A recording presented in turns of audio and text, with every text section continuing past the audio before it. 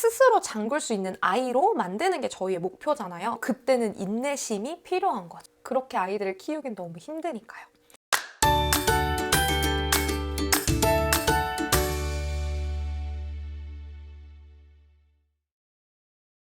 안녕하세요. 라온 몬테소리입니다. 이번 시간에는 몬테소리 교사의 자세에 대해서 알아보도록 하겠습니다. 몬테소리 교실에서는 교구를 제공하는 순간뿐만 아니라 밥을 먹거나 앉고 서거나 걷는 것 혹은 양치를 하는 이 모든 순간이 교육의 순간이 될 수 있습니다. 그렇기 때문에 교사는 몬테소리 교구법을 알고 있는 것, 또 잘 제공해주는 그런 능력뿐만 아니라 평소의 습관이라던가 태도가 굉장히 중요한데요. 그렇다면 오늘의 이야기는 몬테소리 선생님에게만 해당되는 이야기일까요? 그렇지 않습니다. 유치원에서 이루어지는 교육과 가정에서 이루어지는 교육이 일관되게 제공되는 것이 교육의 가장 중요한 부분이기 때문이에요. 오늘의 이야기를 통해서 우리 어머님들도 몬테소리 선생님의 시각으로 우리 아이들을 바라본다면 우리 아이들의 이런 성장에 큰 도움이 될 것이라 생각됩니다. 첫 번째로는 관찰하는 자세가 필요합니다. 제가 처음 몬테소리 교육이 어떻게 생겨나게 됐는지에 대한 이야기를 들려드린 적이 있을 거예요. 그때 이 교육이 탄생하게 된 가장 큰 이유가 관찰로부터 시작된 거라고 말씀을 드렸어요. 원래는 마리아 몬테소리 여사는 의사였지만 이 정신병원 수용소에 갇힌 아이들을 보면서 관찰하면서 이 아이들을 위한 필요한 교구가 뭐가 있을까? 이 아이들을 위한 어떤 교육이 필요할까를 생각하고 또 관찰 끝에 나온 교육이기 때문이에요. 그렇기 때문에 저희 교사들에게도 가장 근본이 되고 기본이 되는 자세가 관찰하는 자세입니다. 자, 그렇다면 몬테소리 교실에서 선생님이 아이들을 관찰해야 하는 이유는 무엇일까요?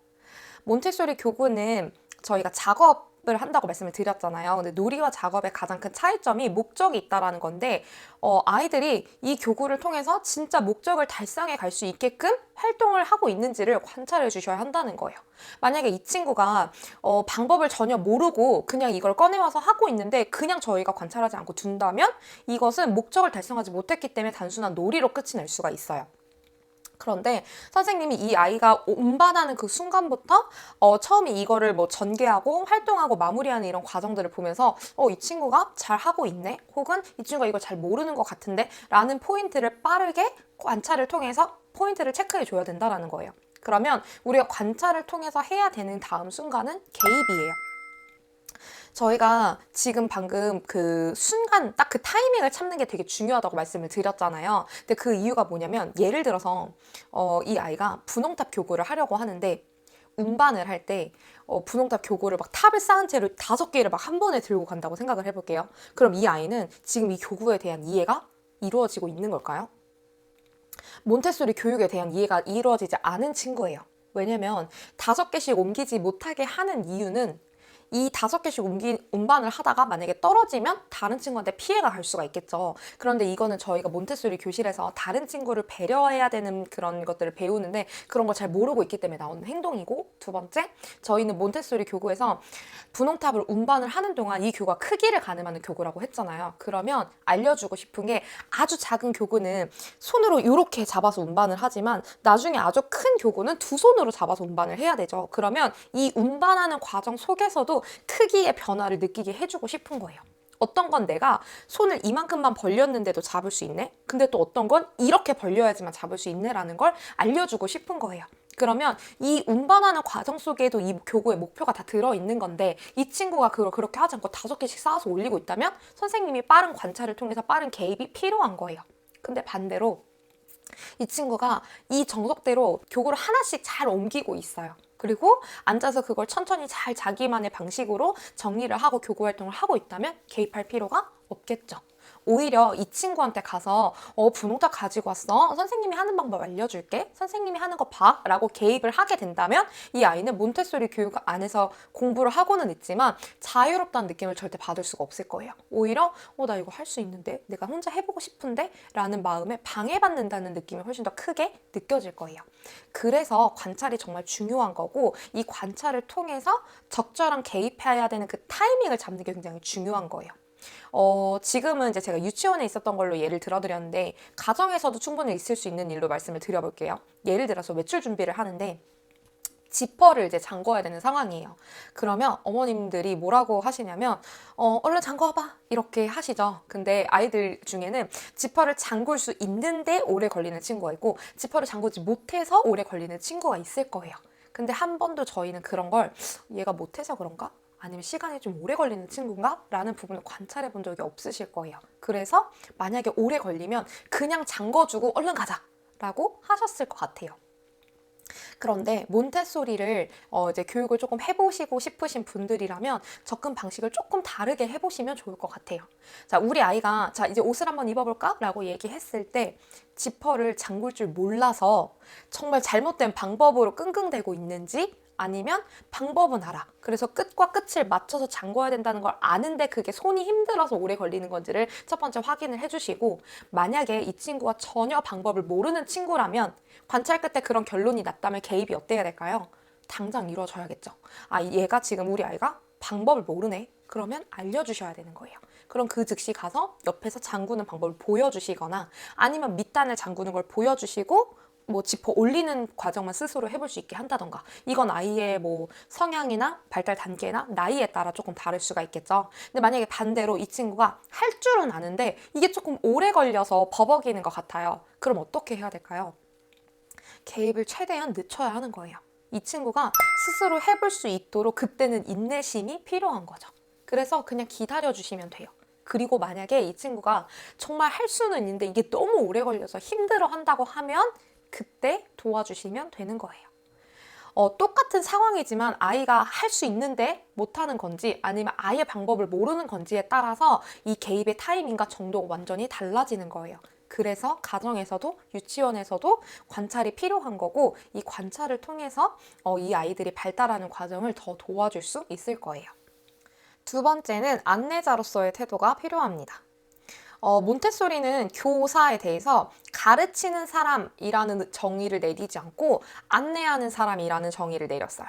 사실 저희는 아이를 뭐 키운다라고 표현을 하기도 하고 내가 아이들을 다 도와줘야 되고 뭔가 다 해줘야 되는 그런 존재로 생각을 하기가 쉽잖아요. 그런데 실제로 몬테소리는 이렇게 생각했어요. 아이들은 스스로 발달해 가는 존재다. 그렇기 때문에 이 아이가 잘 그 올바른 방향으로 갈 수 있도록 안내를 해주는 역할이 필요하다라고 얘기를 했던 거죠. 자, 예를 다시 한번 들어볼게요. 아까처럼 지퍼를 올리는 상황이에요. 그럼 저희가 앞에서 관찰해야 된다는 걸 알았으니까 이제는 관찰을 하실 거예요. 그러면 개입의 타이밍도 아셨겠죠? 근데 여기서 중요한 건 개입의 정도예요. 자, 예를 들어서 개입해주세요. 우리 아이가 지금 지퍼 올리는 방법을 모르는 것 같으니까 가르쳐주세요 라고 하면 보통 어떻게 가르쳐주시냐면, 자, 그거 오른손으로 잡아봐. 그렇지. 그걸 거기다 끼우는 거야. 더 길게, 더 밑으로 쭉쭉쭉 라고 말로 설명해 주실 거예요. 자, 그런데 우리 아이들이 그렇게 말로 설명하면 지퍼를 스스로 잠글 수 있나요? 절대 잠글 수가 없습니다.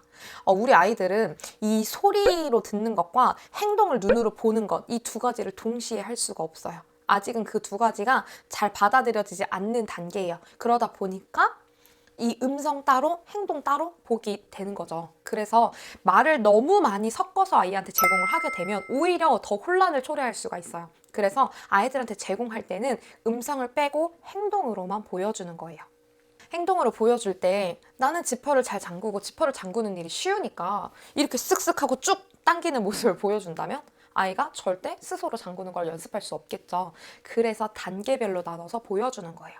우리가 최종 목표는 그냥 지퍼가 잠궈져 있는 형태가 아니라 스스로 잠글 수 있는 아이로 만드는 게 저희의 목표잖아요. 그렇기 때문에 음성을 최대한 절제해 주시고 행동으로 나눠서 보여주시는 게 중요합니다. 저희가 안내자라는 말씀을 드렸죠. 우리 아이들은 충분히 스스로 할 수 있는 아이들이에요. 그렇기 때문에 저희는 그 방법을 알려주는 거고 올바른 방향을 제시해 주는 것이 중요합니다. 그리고 이렇게 스스로 할 수 있게끔 만들어줬을 때 아이들이 충분히 즐거움을 느낄 거고 만족감을 느끼기 때문에 저희가 원하는 최종적인 목표인 독립적인 아이로 성장해 갈 수 있는 거예요. 마지막 세 번째로는 안내자로서 자기 자신을 가꾸는 자세가 필요합니다. 저희 애들 앞에선 찬물도 못 마신다 라는 말 들어보셨죠? 자, 이 얘기는 왜 나온 걸까요? 결국 아이들이 어른들이 하는 행동을 그대로 따라 하기 때문에 나온 말일 거예요. 제가 AMI 그 광명센터에서 자격증을 딸 때 있었던 일인데요. 제가 처음에 그 센터에 가게 되면 슬리퍼를 신고 이제 활동을 하게 돼요. 근데 워낙에 이제 평소에 나오던 습관이 나왔던 거겠죠? 제가 슬리퍼 뒤쪽 그 뒤축에 이렇게 딸깍딸깍 하는 소리를 좀 내면서 걸음을 걸었던 것 같아요. 그랬더니 교수님께서 굉장히 호되게 혼을 내시더라고요. 그리고 화장실에서 슬리퍼를 신고 들어갔다가 나오면 이렇게 슬리퍼를 다시 뒤집어 놓고 나와야 되는데 사실 이런 게 습관화되어 있는 사람들이 많지 않을 거예요. 그러다 보니까 거의 초반에는 매일 혼이 났던 것 같아요, 교수님한테. 그러면 선생님들도 근데 왜 저렇게까지 화를 내시지? 좀 놓칠 수도 있는데 왜 저렇게 말씀을 하실까라고 생각을 했던 것 같아요.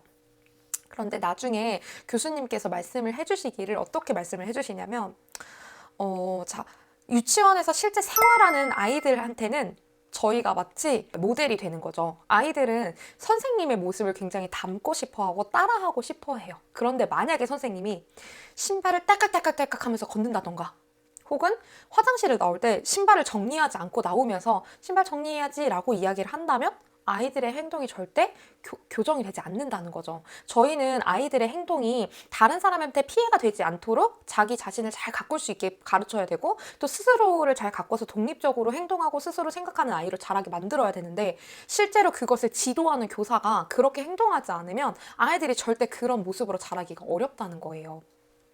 그러면 지금 이 얘기 역시 유치원 선생님한테만 해당되는 얘기일까? 라고 생각하실 수 있어요. 그런데 생각해 보세요. 유치원에 와서 아이들이 보내는 시간보다 아이들은 가정에서 있는 시간이 훨씬 더 길겠죠. 그러면 엄마 아빠의 행동을 보고 따라하는 것도 빈도수가 굉장히 높아진다라는 거예요. 그럼 저희 부모님들이 어떻게 행동을 해야 될까요? 아이 앞에서 굉장히 조심을 해야겠죠. 저희 교수님은 저희한테 교사가 굉장히 품위 있고 우아해야 된다라는 얘기를 굉장히 많이 하셨어요. 그래서 교사가 내면에 난 굉장히 품위 있는 사람이고 우아한 사람이야 라고 자꾸 생각을 해야지 제 거친 행동들이 그래도 조금은 다듬어져서 나온다라는 얘기를 해주시더라고요. 그러면 제가 지금 어머님들 품위 있고 우아해지셔야 돼요 라고 말씀을 드리는 건 아니에요. 그렇게 아이들을 키우긴 너무 힘드니까요. 그러면 지금 당장 알아야 될 건 지금 나의 행동? 내가 지금 뭔가 풀어진 자세로 앉아있는다던가 의자에 뭔가 다리를 꼬고 앉아있는다던가 이런 모든 모습 혹은 내가 주변에 있는 다른 어머님들과 통화를 할 때 아니면 친구와 이야기를 할 때 이 나의 나오는 말투라던가 나의 이런 내용들은 아이들이 지금 다 보고 있고 다 듣고 있고 그걸 흡수하고 배우고 있다는 걸 아셔야 한다는 거예요. 그러면 저희가 그런 생각을 하지 않을 때보다 저희의 행동이 훨씬 더 조심스러워지겠죠. 자식은 부모의 거울이라고 합니다. 사랑하는 우리 아이가 어떤 방향으로 자라나길 원하시나요? 구체적인 목표가 있다면 어머님이 보여주셔야 합니다. 또 선생님이 보여주셔야 하는 거예요. 모델링 교육을 통해서 아이들은 원하는 방향으로, 바른 방향으로 자랄 수 있을 거예요. 오늘 말씀드린 이야기는 유치원에서 교실을 운영하고 있는 선생님뿐만 아니라 가정에서 몬테소리 교육을 하고 싶은 많은 학부모님께도 중요한 내용입니다. 우리 아이들에게는 정말 딱 하나뿐인 선생님이 되어주실 수 있기 때문이에요. 오늘 말씀드린 3가지 자세는 몬테소리 교육에서 가장 기본이 되는 자세입니다. 가정에서도 이 3가지를 잘 기억하고 계신다면 교구가 없이도 몬테소리 교육이 가능할 거예요. 다음 영상에서도 새롭고 유익한 이야기로 찾아뵙겠습니다. 감사합니다.